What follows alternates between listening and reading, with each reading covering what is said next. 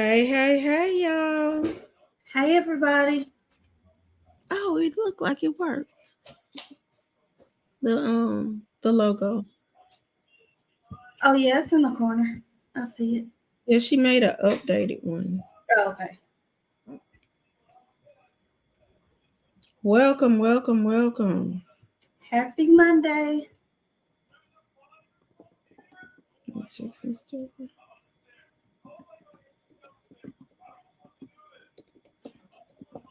I hope everybody's had a good day today. Y'all might hear some background noise from me today.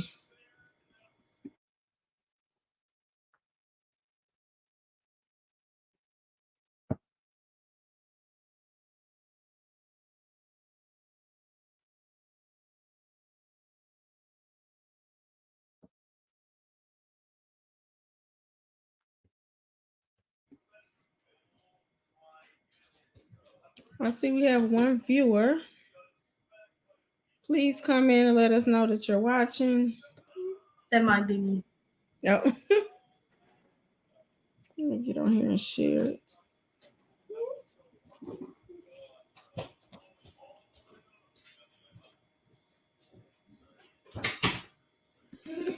it.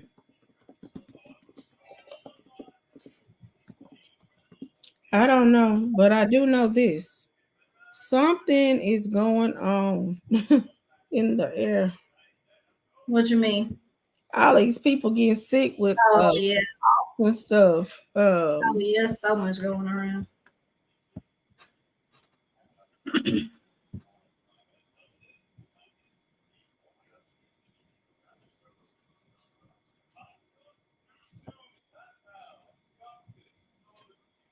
Tag a few people. You tag. And see, when I do it, I don't think it even gets to them. You don't think so? Mm-mm. When you start typing, do you tap on their names? Um. Oh, but you're sharing it from your page, right? No, I went back to resolutions page to share it. Oh, well, I don't know. I mean to type, to comment. Hmm.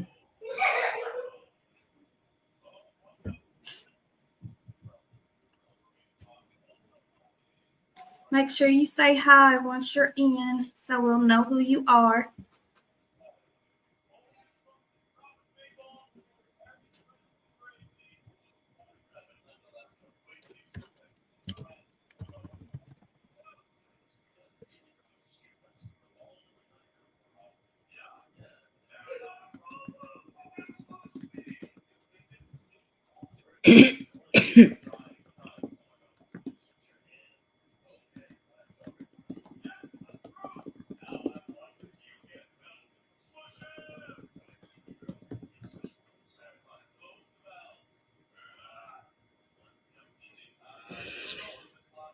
So everybody's kind of getting back in the swing of things.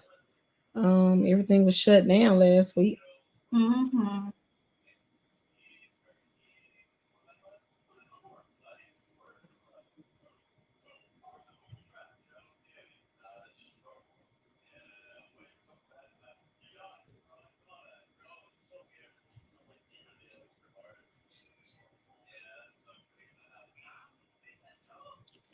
So we left off last week talking about codependency.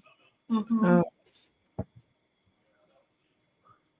and I know you've been looking and I've been looking. I haven't had anybody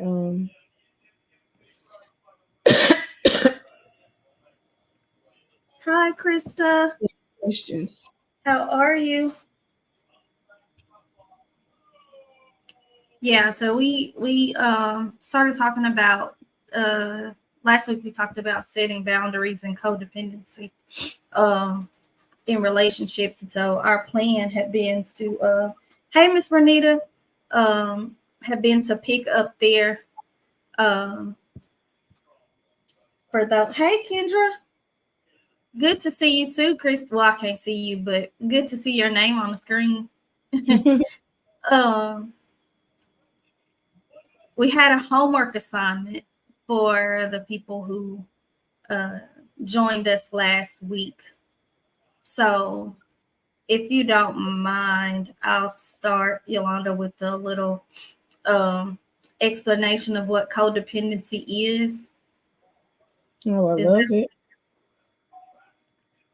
all right? So, I'm going to read this uh, definition basically. So, codependency is a term for having an overall reliance or dependence on one individual to fulfill your own mental and physical needs. Relying on a specific person for your decision making, reassurance, and success puts a lot of strain on the relationship and the person who is being relied on. When both individuals in a relationship are codependent, they may feel that they cannot do anything without each other's company. So I'll stop there. Um, so I would imagine uh, if we did a survey, most of us would say that we have seen someone or witnessed a codependent relationship. Uh, and I think we have a tendency to automatically attach it to romantic relationships. But I've seen parent-child relationships that were codependent uh, to the point where neither of them could establish or sustain a relationship of their own because they were so codependent on each other. It can relate to siblings, um, basically any relationship dynamic where one or both parties um, have a tendency to not function at all or well without the other person.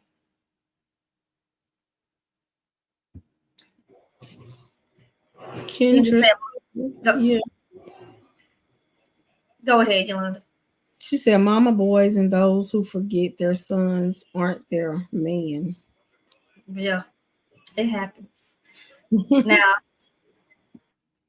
it's something about that mama son dynamic, but there has to be boundaries in place because some mamas do treat their sons like they can't be in a relationship with a woman because almost like they may fear that she's going to take their place, and Yeah, that's and that's yeah. irrational. Mhm. I don't know. Like you would think that you would want to get along with your daughter-in-law.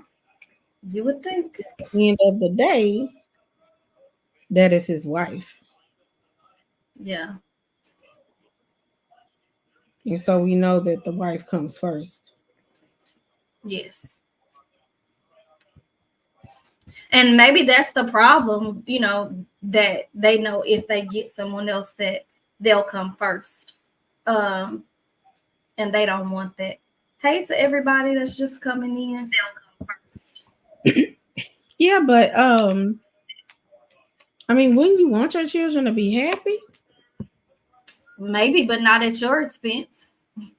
Not at the risk of your own happiness. Good You point. know,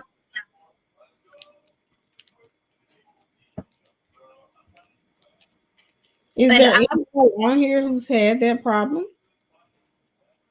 and while we're waiting for a response, I would say that mindset is probably rooted in some type of trauma and rejection of their own. Yes. As we get older, it can be challenging to shift from your kids being so dependent on you to them being independent and not needing you as much. And if you can't find your own value and your own identity, I think some people have a tendency to latch on um, to those children. Yes. And I think that is the same for romantic relationships, right? So if you're afraid of, I want to say, running the person away, but but maybe that mindset of if I lose them, I'm not going to be able to get anybody else, or just fear of having to make decisions for yourself, or those kinds of things. It can um, cause you to be, or I think lead to codependence. Hey, Charlotte. Kendra, that's good feedback.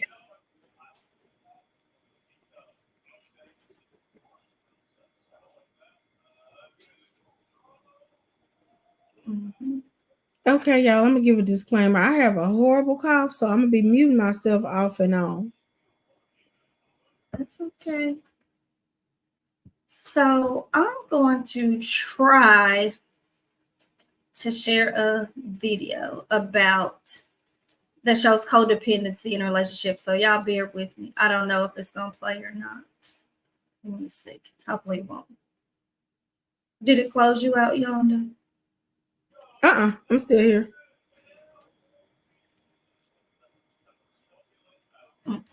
It's not gonna do it. Maybe you can just put the link. I don't have a link. What'd you say? Oh, hold on. Let me do present. Think I could do share screen. I wonder what that'll do. Hmm. You want to try it? Yeah, you can try it. I don't know what other windows you have open. I don't have nothing. That's gonna get us in trouble. Okay. It's a video from Instagram. So while she's starting it, did everybody have a good Monday? I know most people went back to work today. There are some schools who still didn't go back today. So I hope everybody is staying safe and warm. So let me just say this: what I'm about to share is a Instagram reel that I ran across, and I shared it with Yolanda. It's actually, I think it was last Tuesday night after we got off the live, and I came across it. Y'all know these phones be listening to us. And it came across. So I want to try to share this reel on codependency. Hold on. Let me try now. Can you see? Let's see. Let me find it.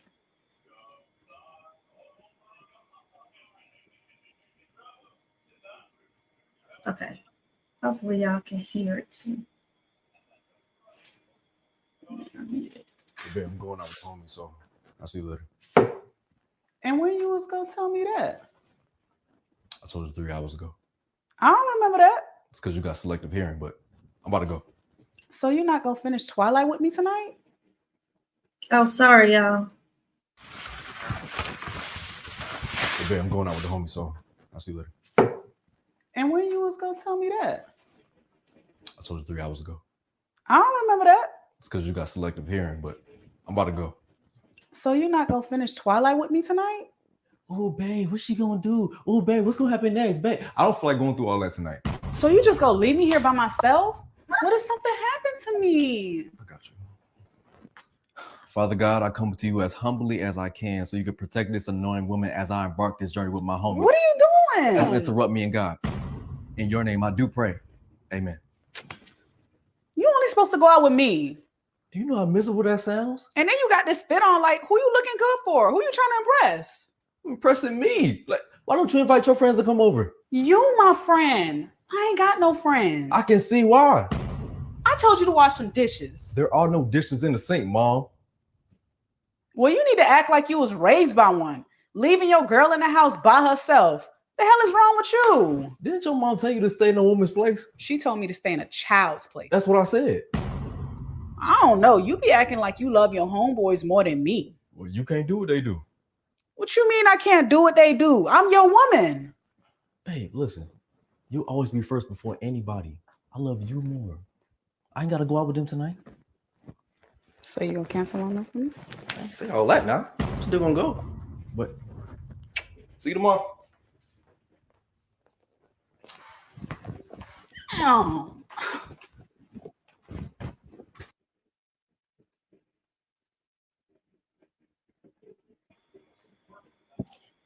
Any comments?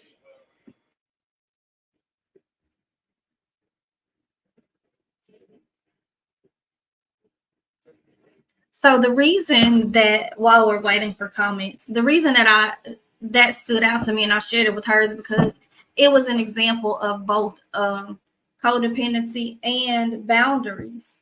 Um, when people are um, pulling you into a codependent relationship, those are the kinds of things that happen, right? They find reasons to try to justify you not living life outside of them. They try to make you feel guilty.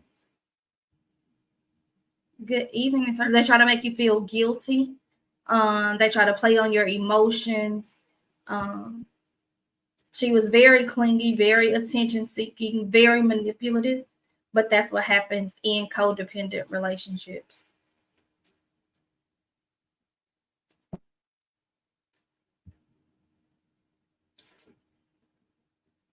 And I would even say that sometimes our employers can pull us into codependent relationships, right? Like some of us may have jobs where you're the one that they always go to get things done. You're the one that always volunteers to do everything, and they just know you're going to get it done. But a lot of times that willingness to go above and beyond isn't reciprocated. Right. Hey, Miss Doris.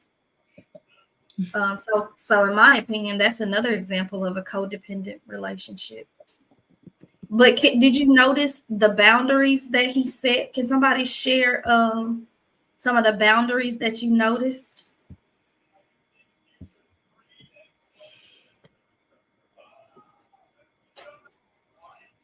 Helpless hand raiser in the classroom. They can't do nothing, huh, Kendra? Can anybody point out any of the boundaries that they noticed he implemented?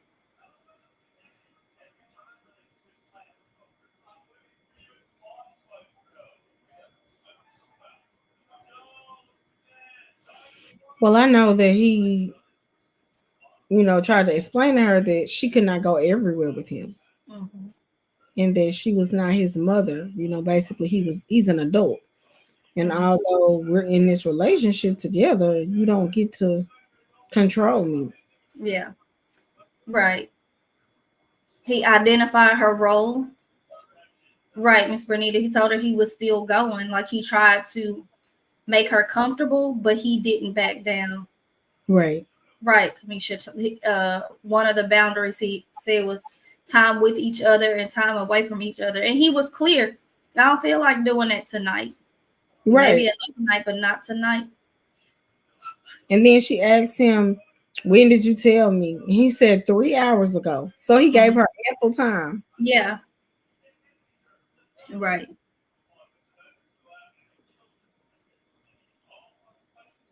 Yeah, Charlotte. She was trying to be controlling. So those are ways that he set a boundary in that right, Miss Bernita. He suggested that she got friends of her own. And her response was, you my friend. Like you should always have a group of friends. Everybody ain't gotta be your best friend, but right, you should have a group of friends. Everybody should. Mm-hmm. Separate from your relationship. Yes.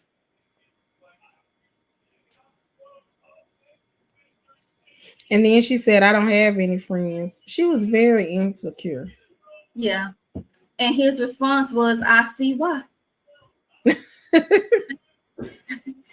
And we all see why. Um, yeah, he prayed for her. Pray for her. Said, what if something happened to me? I'm putting you in the best hands I know. Uh-huh. Better than Allstate. um, but I think it was a good example of how you don't have to be silent. So my pastor said something, and I'm still going right. Uh, said something a couple weeks ago.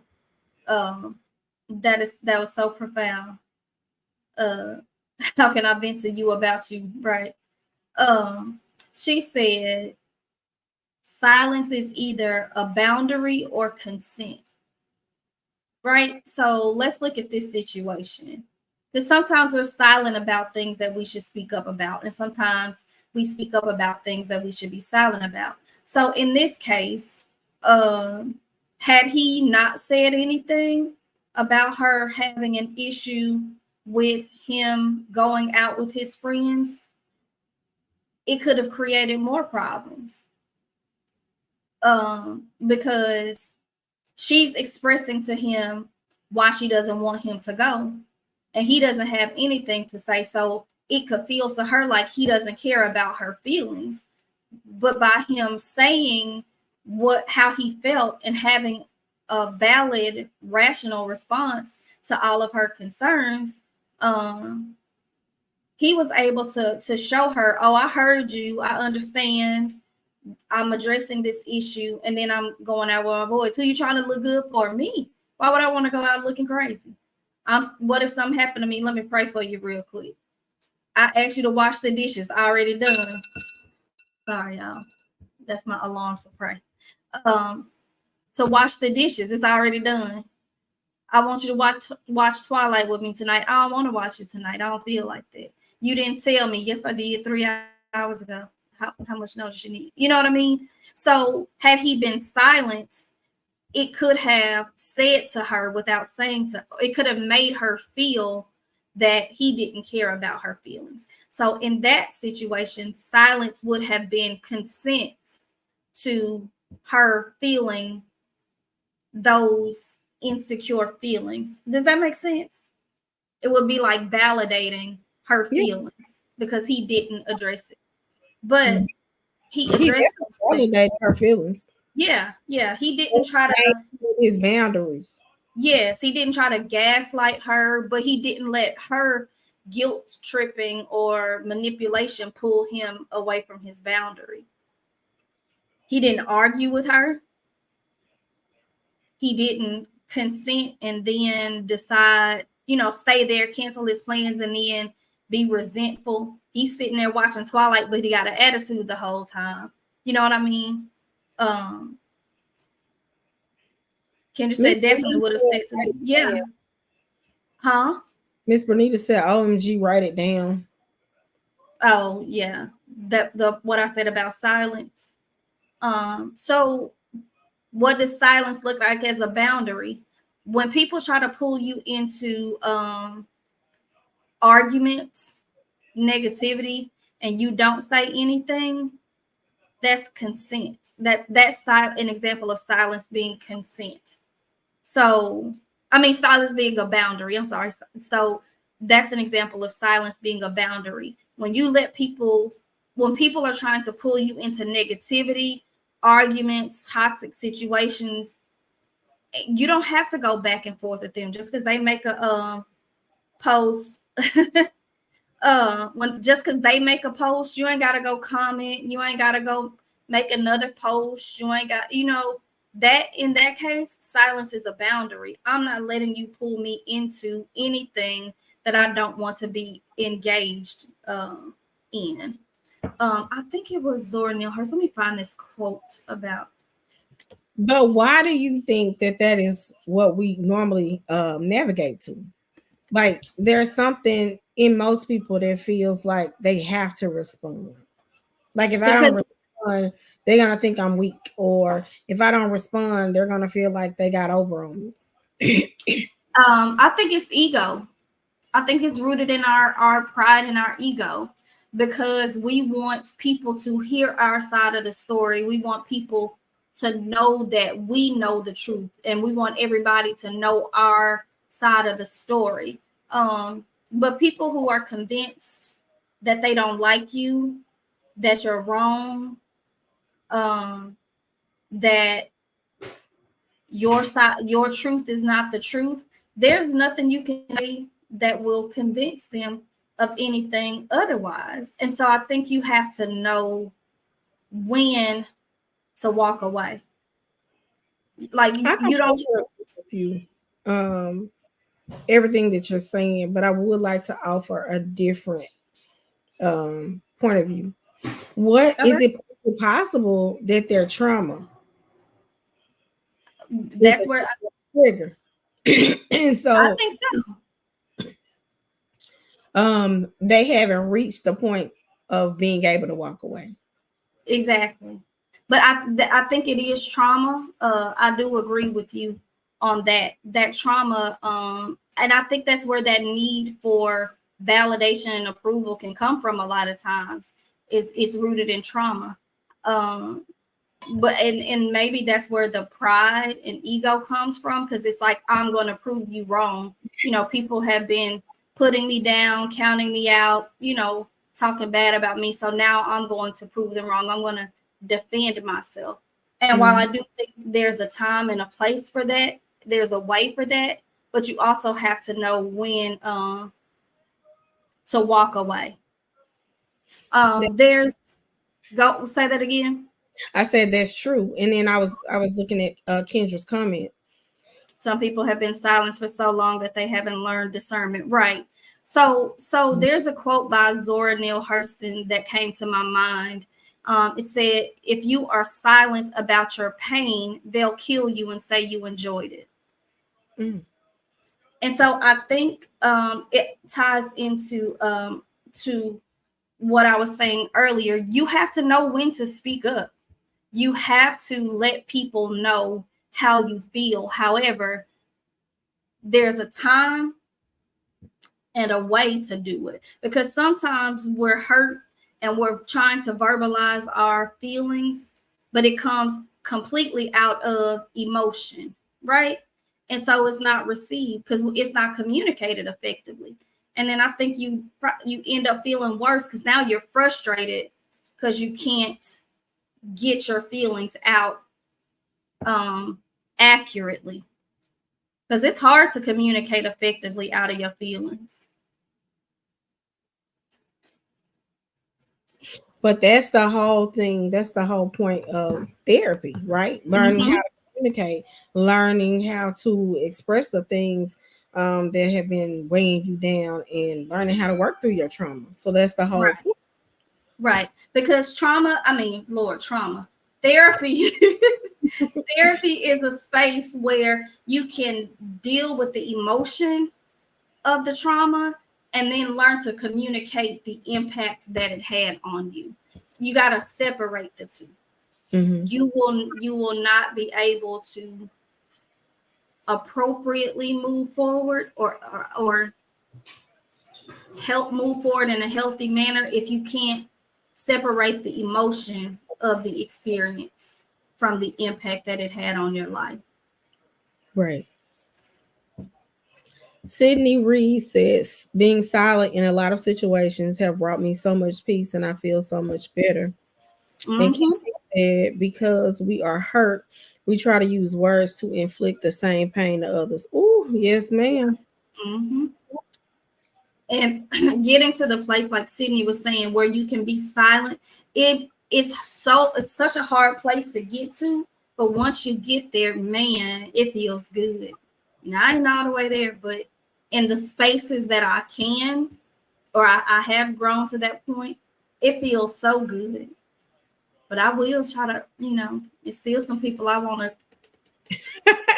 to let have it. And listen, my friends can tell you, baby, I can put some words together that will hurt your feelings. Kendra, and I no profanity, none of that. Uh, exactly, Miss Renita. So you have to find that balance. She said it costs her because she have to learn to speak up. Uh, but it's about balance. I would like for you to show them the other video. Okay. I ain't gonna do it, Charlotte. I said I want to. I ain't gonna do it. Let me. And y'all, I do realize that did I close it? I do realize that the comments are off to the side, but I have not figured out how to minimize those comments.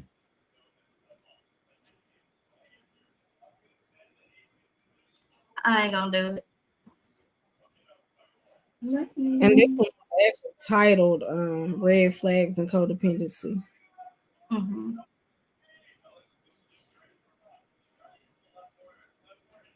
Did I send you that one or the one when you don't set boundaries for yourself? Yeah, I'll send it back. I'm on his Instagram page. Okay, so I just sent it to your phone. Because in that video, and he was very silent. He was almost passive. Mm-hmm. And so we know that some of the consequences of being passive is anger and resentment. I'm trying to let's see. Not even for the vine.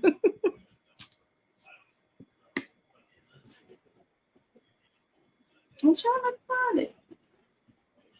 Did it come to your phone? It did, but I'm trying to share it from the computer. Oh, okay. Let me find.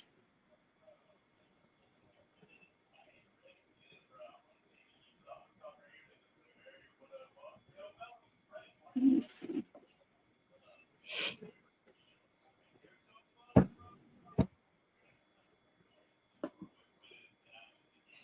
I wonder if it was any.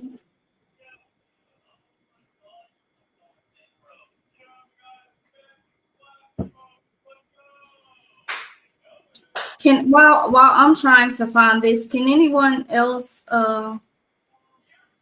think of a time, or is there anything you can share about a situation when you did not speak up, or when you feel like you should have, or maybe you spoke up and then realized you probably should have kept silent?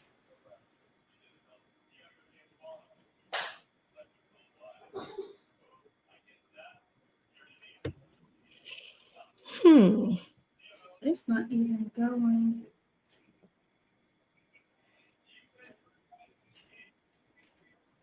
Kendra Schroeder said, although I know it's not always healthy, I often allow my silence to be my disconnect.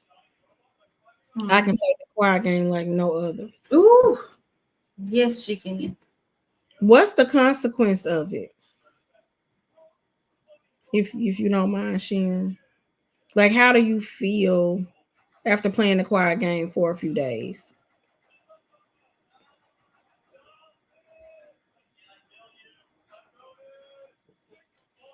And let me say this, people who can do it, y'all do it well. I hadn't got there yet. Well, I think that one has been removed because even when I click on the link, it's not going to it. Oh man, it was a good one too. Okay. He does have one when you don't set boundaries for yourself. Okay.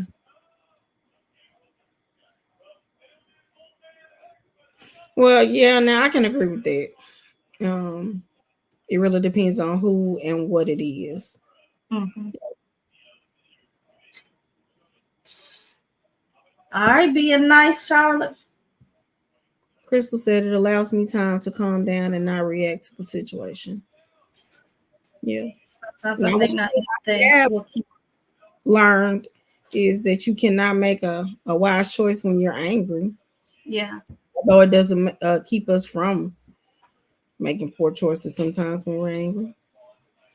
So Kamisha says, sometimes I think not saying anything will keep down arguing. So let me tell you something that I learned, and this is my experience. It may be different for somebody, for others, but for me, not saying something just for the sake of not having an argument in that moment, it only delayed me expressing my frustration and my pain.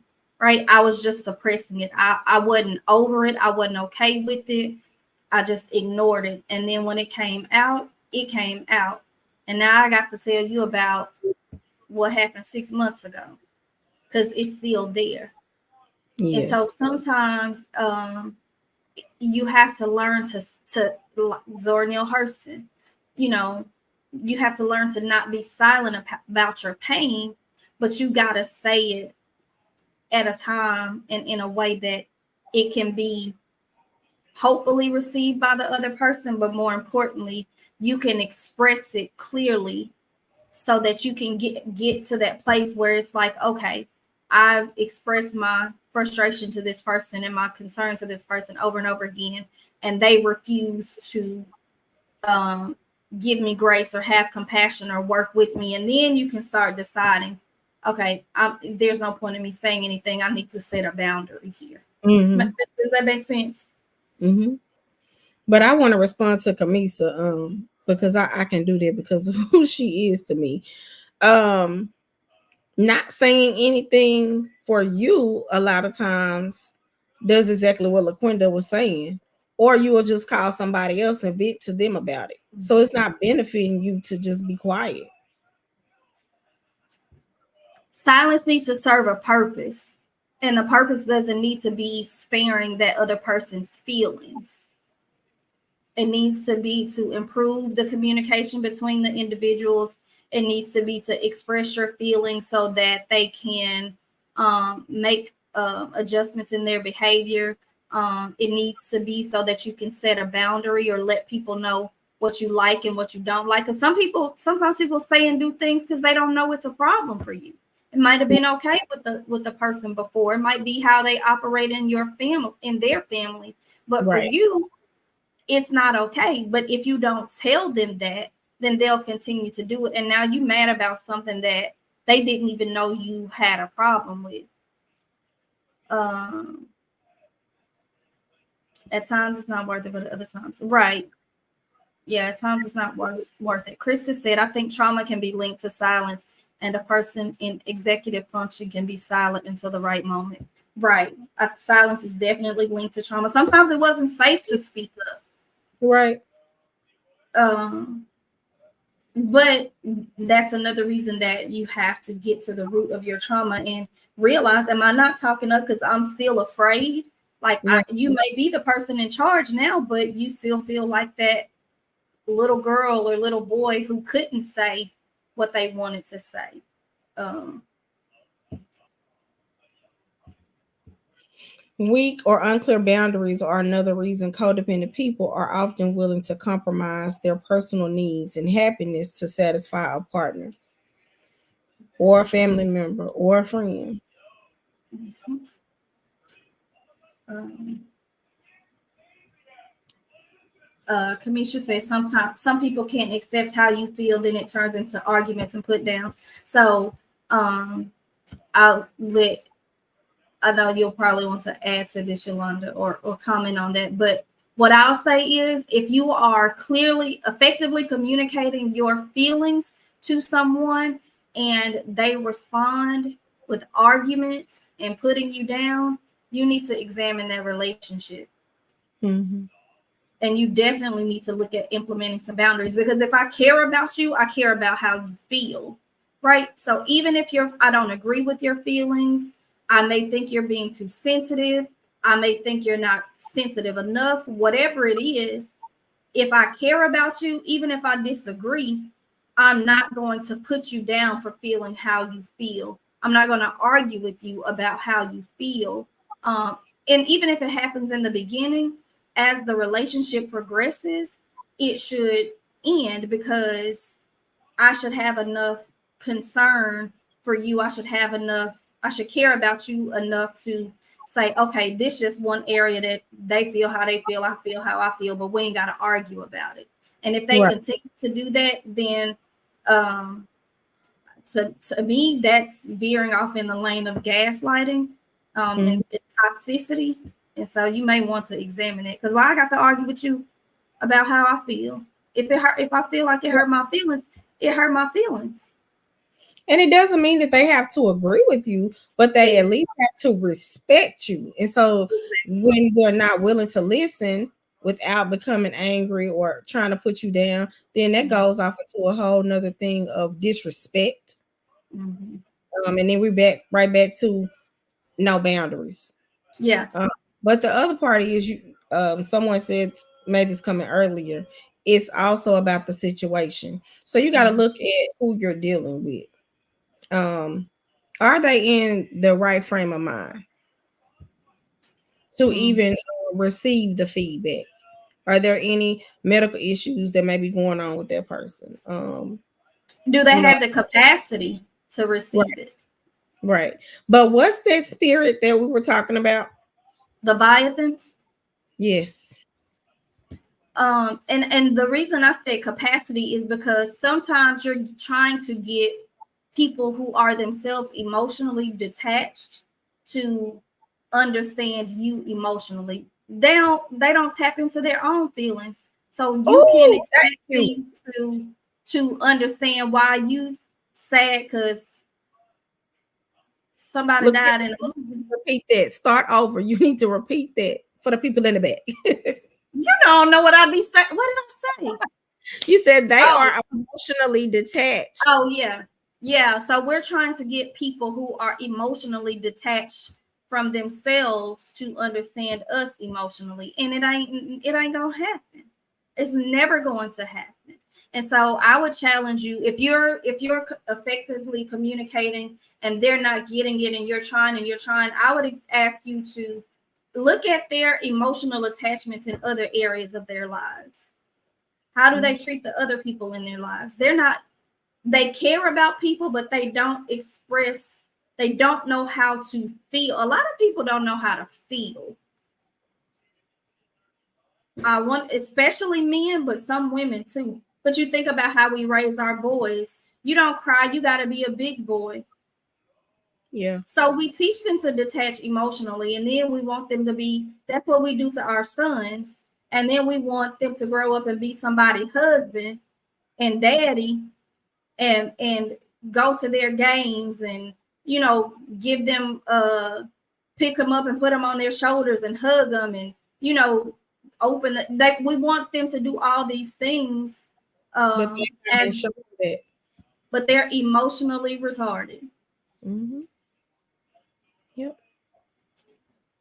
They're And then you have to emotionally think about the underdeveloped. frame that those people grew up in. Like if they grew up in the 60s, say you're talking about a 60 or 70-year-old person, what was their attachment to their family like? Mm-hmm. Then you have to think about, well, what do are they dealing with any type of trauma? And then not just those who grew up in that time, but the ones who were raised by those who grew up in that time, because they passed it down. Yep. So Modeling.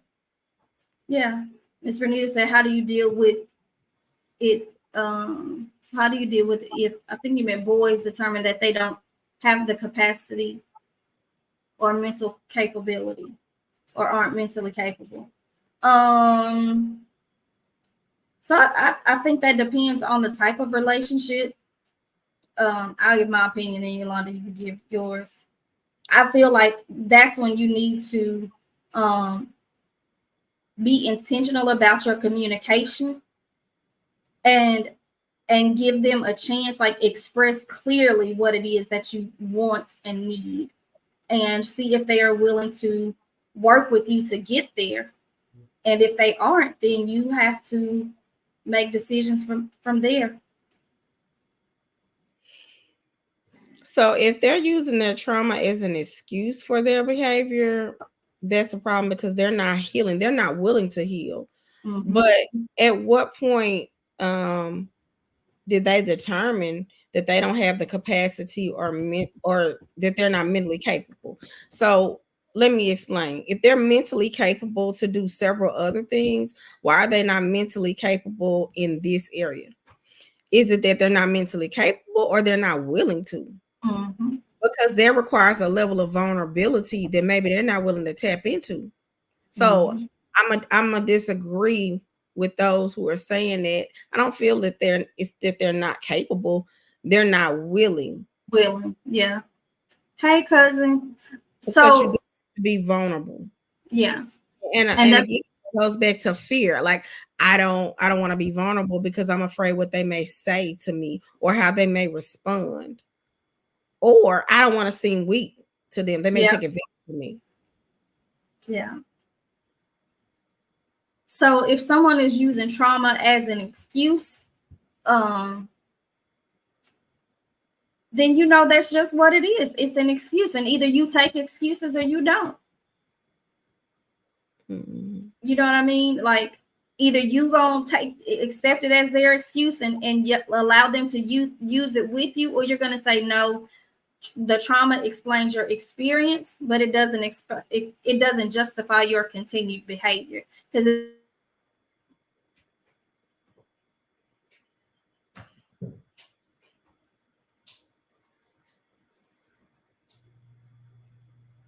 Uh-oh, LaQuinda, I think you are frozen. Um, so I'll share. did I LaQuinda, get lost? yeah, you were frozen. So we didn't hear the last part of what you said. Oh, I just said trauma is what happened to you, but it's not who you are.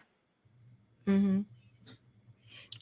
I'll say this. And so Bernita can, she can just kind of comment. So we went on a retreat. Um, and I could have used my trauma as an excuse not to go. Because I know how I am about people being in my space.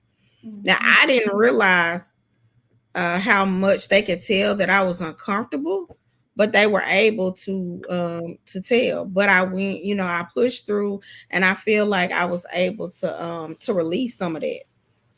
Mm-hmm.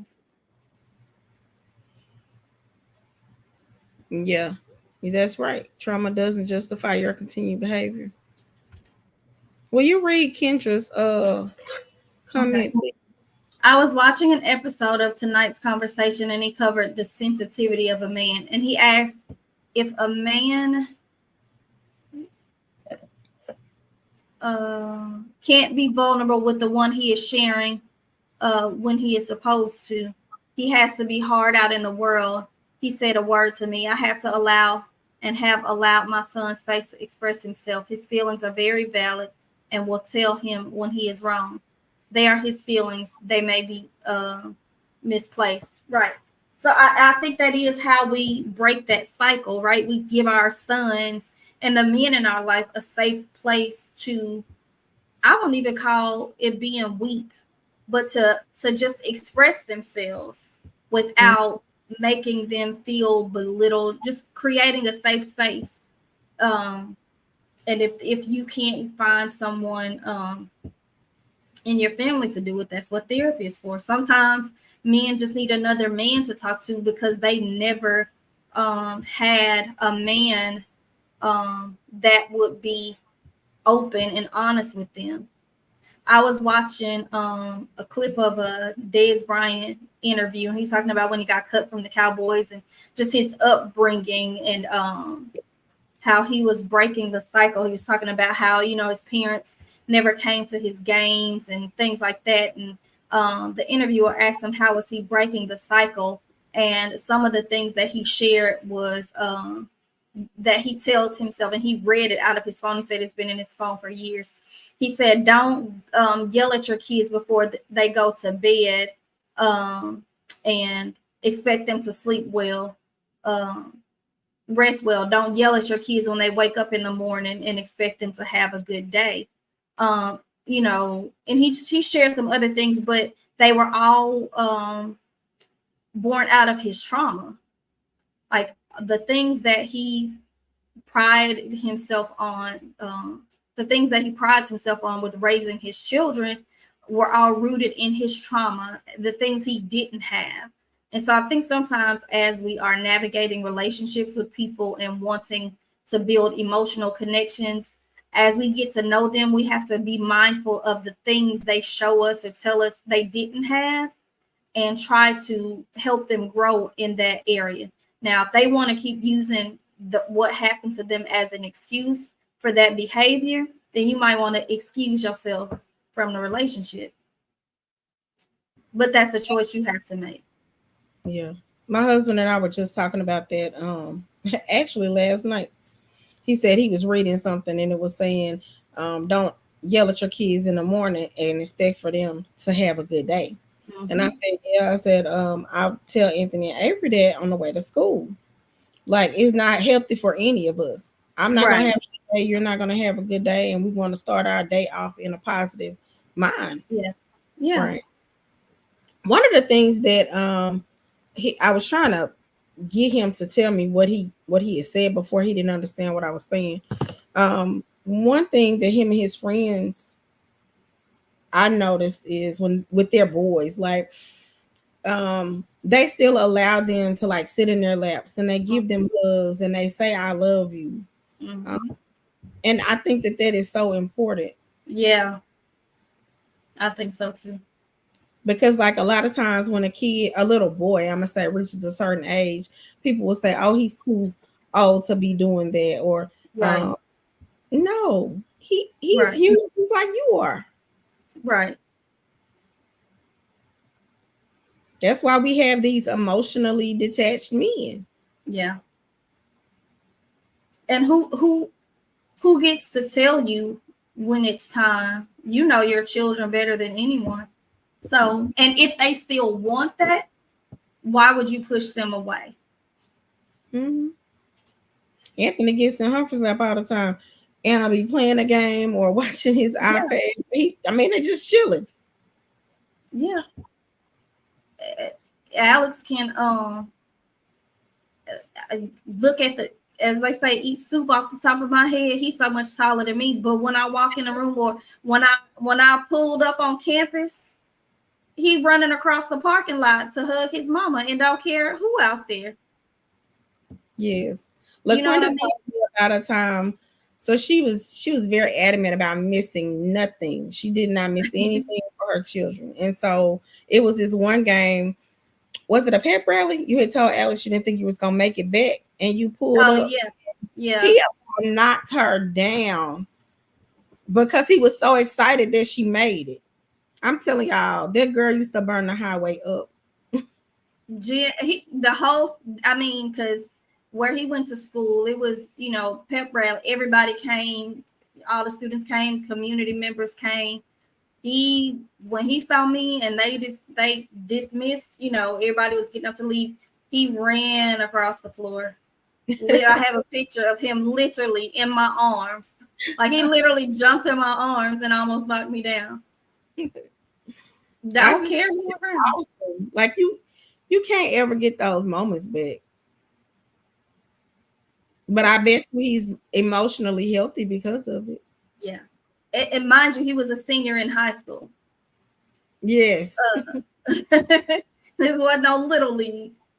But yeah, and that was something that I was intentional about allowing not just my daughter but my sons. Now, with the oldest, I was younger, so a lot of things I didn't know. But as I, grew and learned, I tried to do better. But having them, allowing them to express their feelings, even when they were young. Like I always told them, you can tell me what you feel. There's just a way to do it, right? And I think that carries over to every age, even as adults. There's a way to communicate because as your spouse shouldn't talk to you in a way that makes you feel minimized or belittled or disrespected. Mm-hmm. Yep.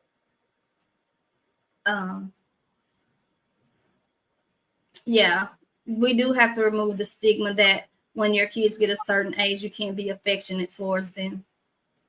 Because I'm a hug mine. I don't Me care where we are. too.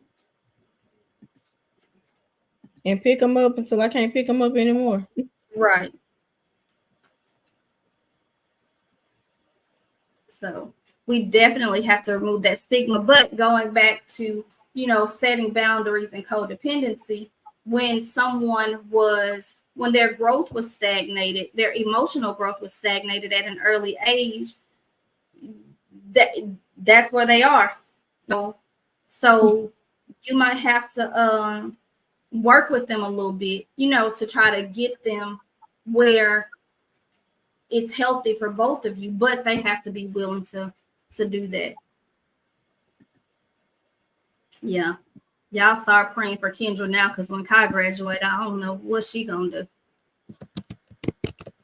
I think it's wonderful. She said minimum of 5 times a day. Yeah. Kendra be trying to drive to wherever that man going to college. I look at her, move to see, I know my friend, move to Conway. You're not moving to Conway. No, man. Yeah. So, what would y'all like to discuss next week? Drop something in the comments.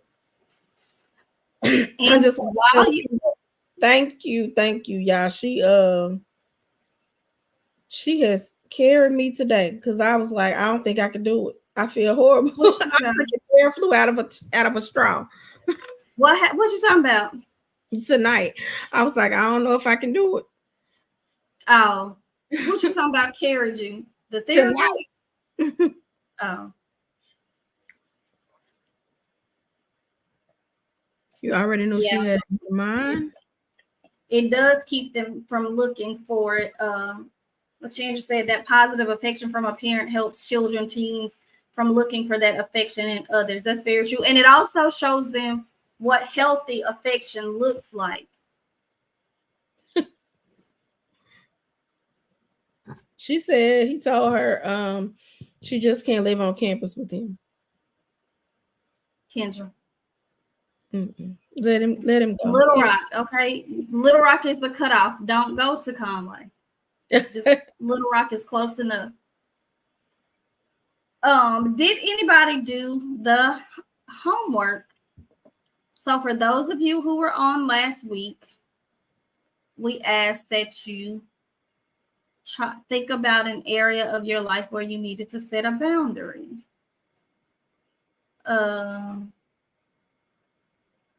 It could be a personal, professional, or in a relationship. Is there anybody who did that that's willing to share a boundary?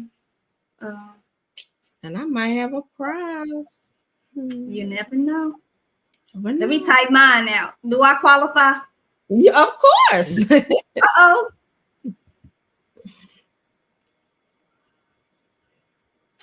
Did anybody set a boundary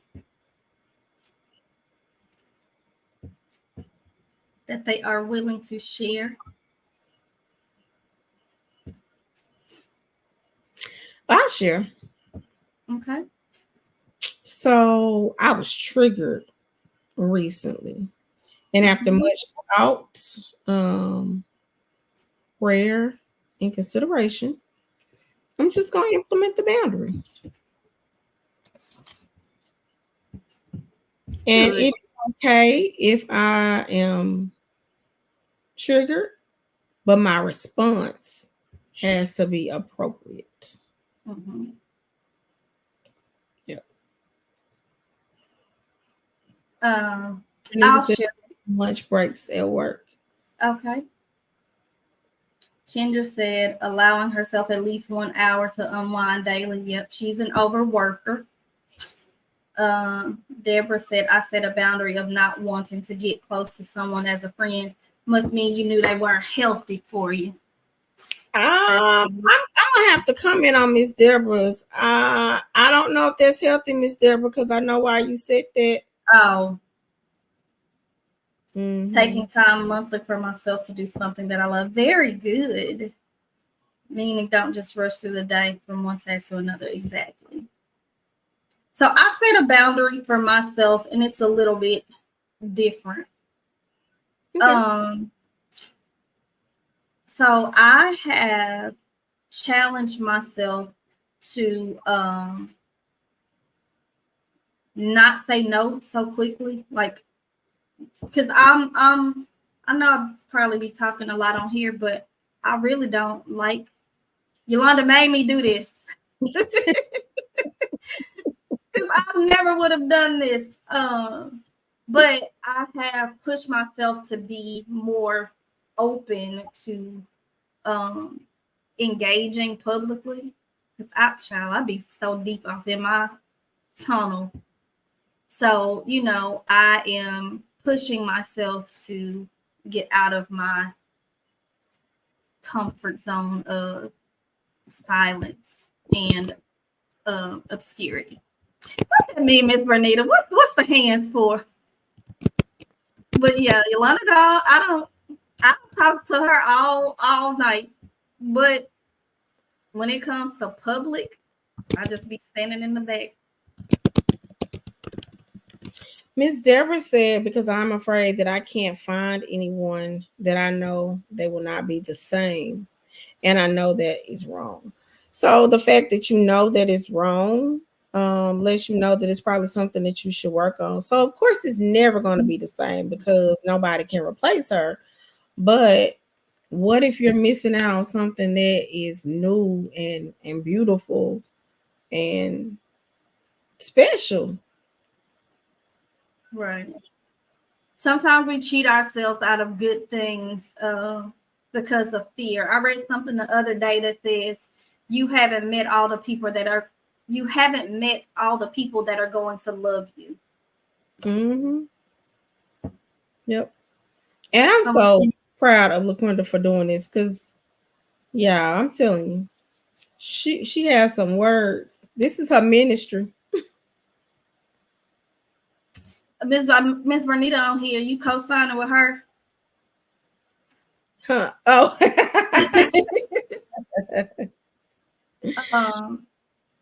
So Mortisa, I hope I'm saying it right, said, I am new here, so I wasn't here for the homework, but I am practicing saying no, and that no is a complete sentence. Absolutely. Yes, it is. Okay, Lashanda. Y'all know who taught me that no is a complete sentence? Who? Hey. Like her no is no, and there is nothing else that goes with it. And I was just sitting there one day, me and my mama actually had a whole discussion about it. We was like, and that's a complete sentence. That's just it. It's no explanation. Yeah. It's just no. Yeah, I said no, and that's it. Yep. Okay. Lashandra's topic idea, being a caregiver for older parents, grandparents, and how to deal with emotions of seeing parents getting older. Okay. Definitely. Charlotte's boundary is self-love and care. She another overworker. Miss Bernita with these clapping hands. Hey, Miss Tiffany. Thank you. Kendra, there you go, co-signing. Okay. I know Deborah. Is that Felicia? I hope I'm saying it right. I have to set boundaries for my personal time and certain people. Yeah. Yeah.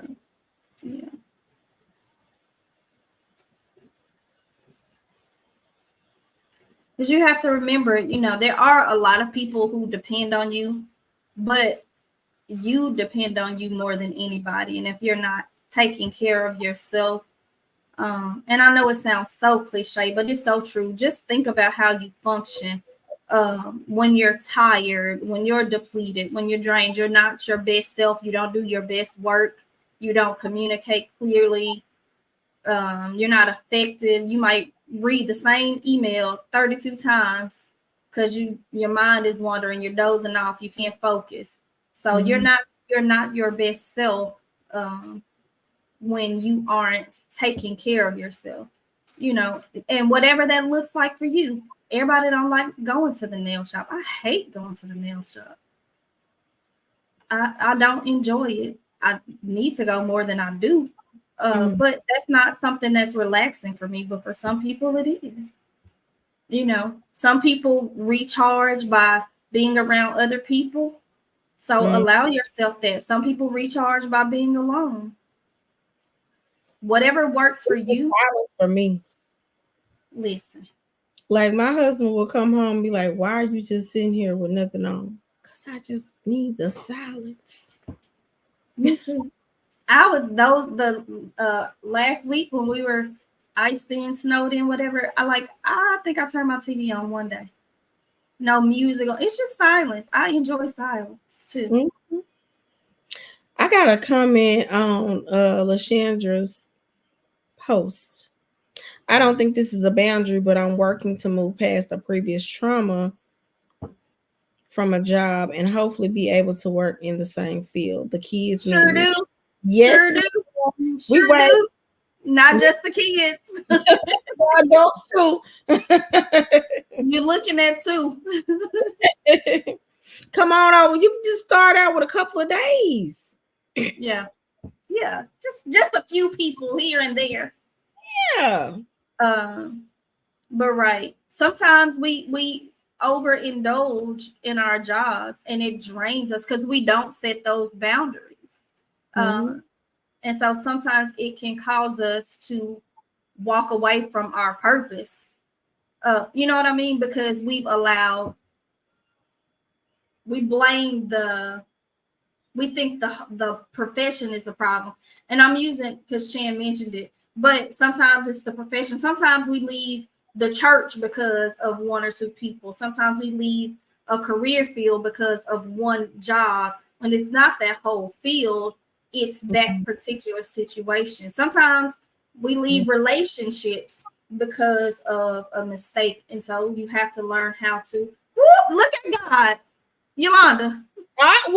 What? Wait a minute. Where my prayer board at? Is God answering one of my prayers like tonight? It's definitely on mine. Thank you, Jesus. but sometimes we have to take accountability for our role in allowing ourselves to be overworked, overstressed, overextended because we don't set those boundaries. Yes. You can't allow yourself to, and it happens, but the good thing is you realizing what the issue was, setting boundaries so that you don't stagnate your life because you're frustrated with one particular area. Listen, and get you a team of people. She said this earlier, like it's so important for you to have a circle. Sometimes what you have in place is just not working. It doesn't mean that the people who were in that situation, it doesn't mean they're bad people. It just wasn't working for you. And so this year I had to make some hard decisions and I had to make some changes, but it was great. Or thus far it's been great. So I got an advisory board. I got a different accountant. Just some different things. And I don't know if Keisha's on here tonight, but we went to, where did we go? Indianapolis. And she was like, you worked the whole time you were gone. She was like, you need to delegate. And I did. And it's been, I mean, it's working. There are some things that I still need to iron out, but for the most part, it's working. Yeah. And sometimes it's not that you have to get rid of those relationships or those people, right, Miss Vernita? You don't have to get rid of them, but you got them in the wrong category. You know how, like, when you go in a store and you in the produce section and somebody done put a pack of chicken right there because they ain't want to put, like, you putting the chicken with the cereal, right? Like you're not putting your people in the right place. So you trying to put them in the secret keeper friend category, the shoulder to cry on category, when really it's a brunch and mimosas category that they need to be in. And that's it. And you need the brunch and mimosa crew, but you need the shoulder to cry on. You need the listening ear. You need the wise counsel. You need all of that. You need all of those people. So don't get rid of everybody just because you can't tell them your deepest, darkest secrets. But don't tell your brunch buddy what's going on in your relationship. Because everybody's not going to keep your secrets. And you just need to understand it. Mhm. and then you mad.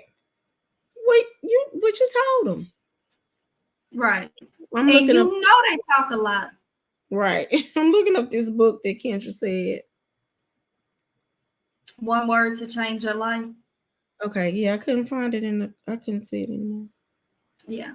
So know who you're dealing with. Be careful about the attachments that you create. Make sure you're putting the right people in the right place. Don't get rid of don't run everybody away. Just put them in the right place. Is this it? I don't know if she can see that. It's really small. Uh she said yes. Okay. Examine your boundaries. Thank you for those who shared their boundaries. But Yes. everybody else, examine your boundaries. Miss Bernita said, "Why do you always want to show that phone?" She got whole screen share and don't want to use it. We be forgetting. I don't know. Right, Chan. And if they're draining you, let them go, even if it's brunch or mimosa or the shoulder to crown.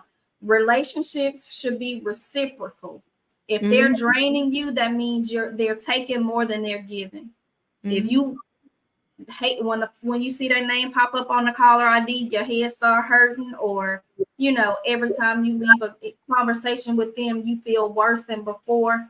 Then those are the times when you want to check those relationships, check those connections, and before you throw them away, though. She said, Hirsch, Bernita. Before you throw them away, though, try communicating with them, because maybe they're draining because they've never seen healthy friendships and they don't know how they work. So I would encourage you. Maybe they are using you for their therapist and they need to find a professional. Yeah. But they're not comfortable with seeking a professional. Because maybe they're brunch and mimosa to you, but your shoulder to cry on for them. Mm-hmm. And so you have to go back to that communication. Yep, communication and setting boundaries. So next week, I think we definitely should talk about caring for being a caregiver. I think that's a good topic. And then so we'll go back through the comments and get us a curriculum.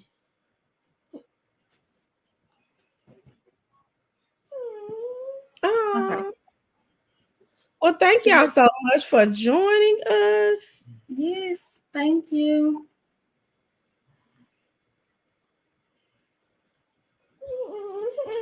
What's wrong, Avery? Go get in daddy lap. It ain't the same. No. For some reason, she has woken up. Oh, no, we haven't done that either, LaShandra. So, okay, Yeah. come on, Chan. You know this screen can't hold 3 people, baby. Right. Not with the late night shows. Late night television. I love y'all. Thank y'all for watching. Thank y'all for supporting us every week. Please like, share, tell a friend. Tell somebody to come back next week. Invite somebody with you. Yep. And we'll see y'all next week. So we have a thank you for the topics. Yes. We're so grateful. And for the engagement. Thank you. Listen, this is a round table. You can cuss if you want to. Say what you want.